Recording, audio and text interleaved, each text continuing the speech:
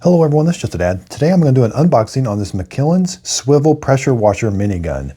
So this thing is really nice, very well put together. This is exactly how it comes out of the box. It has the adapter on it already, but you do have some Teflon tape here. This is a swivel and this is a quick disconnect that's already installed. It's got a very smooth action. We've got the quick disconnect right here that we can put our tips on. Max 200 or 3000 psi is max. The maximum temperature is 140 degrees. Okay, let's take some measurements. So with the adapter is about 9 1/4. That's about 6 inches there. You know, the handle's about 3 inches. Right, and there's about 4 inches. Again, just very smooth. Now you can put a lock.